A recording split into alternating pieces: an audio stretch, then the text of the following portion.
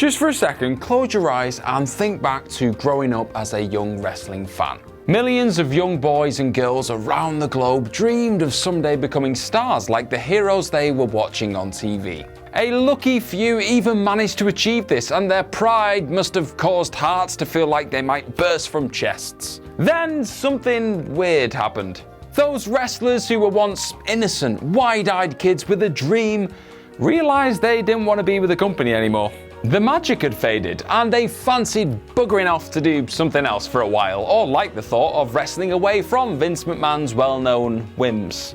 There had to be an exact moment when each of these men and women decided they wanted out. You're right, and here they are. I'm Gareth from What Culture Wrestling, and here are 10 exact moments wrestlers knew they were done with WWE. Number 10, Gail Kim eliminates herself. Mere seconds into a Monday Night Raw Women's Battle Royal in August 2011, Gail Kim approached Alicia Fox, tussled for a bit, then rolled out of the ring and eliminated herself. Looking at her facial expression before the bell definitely fuels the theory that Kim knew her time was up in the company. Gail did say afterwards that WWE told her to get eliminated in the first minute. That might be true, but surely they didn't ask her to go out without a fight, right? She was sick of the promotion, and this was a good way to ensure a solid way out. Rebelling on national television was one way to push things through. A few days later, Kim announced on Twitter to fans that she was leaving WWE. Shock. Her smile just before the match took place was one of sheer serenity, because she knew that she would be on her way out the door as soon as it was all over. Number 9, MVP's last hurrah. Okay, so MVP may not be done with WWE completely. Okay, really quickly, before I did this entry originally, MVP had actually, it seemed like he'd wrestled his last match for WWE. And then he came back and wrestled Drew McIntyre. And he's actually just officially announced he's going to be a producer. He announced that on the Booker T podcast as well. So, anything can happen in the world of WWE. Enjoy the rest of the video. Number 8, Carefree Big Cass. Things look good for Big Cass when he split from Motormouth ex-partner Enzo Amore, turned heel and launched a singles career. Although pesky injuries stalled things for a while, Cass picked things back up after WrestleMania 34 by attacking the comeback king himself, Daniel Bryan. This was a pretty huge spot for the guy. However, 2 months later, he was out the door. Cass's final match came at Money in the Bank 2018 against Bryan. Around that same time, reports began to surface that Vince McMahon was pissed at the big man for defying his orders during segments on TV. And there were other reports about his behavior backstage. Come Money in the Bank, the writing was on the wall. During his last pay-per-view entrance, he smiled smugly and lacked the kind of heel intensity he'd been showing previously. It was almost like Cass knew he was heading for the exit door. Number 7, Bart Gunn's Ultimate KO. Bart Gunn was never supposed to win the WWF's Brawl for All tournament. The tourney had allegedly been set up as a way for Steve Dr. Death Williams to prove his mettle before sliding into a feud with Steve Austin. For some reason, despite the stakes, the company decided not to work the Tough Man contest and actually booked shoot fights instead. This was neither thrilling nor ever going to end well. Gunn blasted his way through the competition, knocked out Doc in the second round, and went on to win the thing before facing real-life slugger Butterbean at WrestleMania 15. 35 seconds into that boxing disaster, Bart was KO'd himself, and Bean acted like he'd hammered Mike Tyson in front of the entire world. After that, Gunn had no chance of recovery. His glazed-over expression post-match told the full story. Bart knew he wasn't the chosen one in the Brawl for All, and it dawned on him that losing to an outsider meant he was doomed. Number 6, Batista's last match. Critics can say what they want about WrestleMania 35's no-holds-barred epic, but Batista is damn proud of what he and Triple H achieved. At one point towards the end, Big Dave slid some steel ring steps into the ring and paused to look around just briefly. That was when his unannounced retirement started to sink in. It was like the animal was soaking up the atmosphere and enjoying one final breath before working the near 25-minute bout's conclusion. He'd go on to lose, and then post on social media that he couldn't think of a more fitting way to end his career than against his old mentor turned rival Triple H. He was right.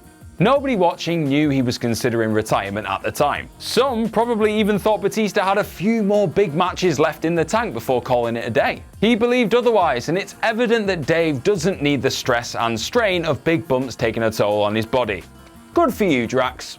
Number 5. Steve Austin's farewell. In his autobiography, Steve Austin detailed the panic he felt one night before wrestling his final match at WrestleMania 19. Stone Cold thought he was having a heart attack and ended up hospitalized rather than preparing for another Mania Classic with The Rock. It was a scary time, but he thankfully came through it. WrestleMania 19's continuation of an old rivalry arguably didn't live up to the past efforts at Mania 15 and X7. Maybe it was never going to, and this was about more than just star ratings or the fans anyway. This was Austin's last march down the ramp as his old self, and he was all too aware that his career was coming to an end. Shortly after the show, Austin announced on WWE.com that he was officially retiring. However, wrestling fans haven't stopped badgering him since then about a return. He spoke on his podcast about how much looking across the ring at Rocky meant to him, and how he views putting over an old foe as fitting closure on his run. Austin knew what few did during that epic stare down. Number 4. Neville's frustrations. In September 2017, Neville defeated Ariya Daivari before new WWE Cruiserweight Champion Enzo Amore attacked him with a crutch as the show went off the air. That had proved to be Neville's last WWE performance. The next month, he walked out on the company hours before Raw, and he'd never come back. It's hard to say exactly how long the future AEW star had been unhappy in WWE, but it's rather obvious he wasn't digging the Enzo program and had been frustrated for a while. The fact his WrestleMania 33 match with Austin Aries was left off the Mania DVD can't have helped things either. He'd resurrected the failing Cruiserweight title single-handedly, only for WWE to put it on the walking cartoon that was Enzo Amore. Neville wasn't in the mood to get overlooked any longer, and he decided to take matters into his own hands by leaving. Number 3. Cody's Cosmic Wasteland. Cody was powerless to change WWE's mind on the Stardust character. Try as he might to get through to the promotion's creative brain trust, frustration was all Rhodes felt whenever he pitched new ideas and got knocked back or ignored.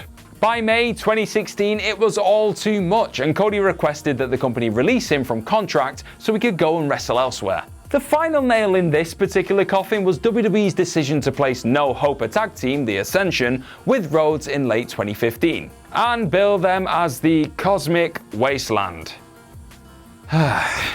Though Cody likely had no problem with the team personally, he surely resented the comic book nature of the gimmick, recognized Connor and Victor's lowly status, and despised WWE's staunch refusal to move on from Stardust. He looked like a sorry sight cutting nonsensically daft promos backstage and working endless matches on lower tier programming like Main Event and Superstars. Cody couldn't stomach any more silliness and wanted to be cut free. Number 2. Chris Jericho's creative annoyance. There was no hotter program in pro wrestling heading into WrestleMania 33 than Chris Jericho versus Kevin Owens. The former friends had turned to enemies, and their angle was big enough to earn one of WrestleMania 33's top spots. Vince McMahon disagreed, because of course he did. So he had Goldberg return to beat KO for the Universal title and move on to a feud with Brock Lesnar.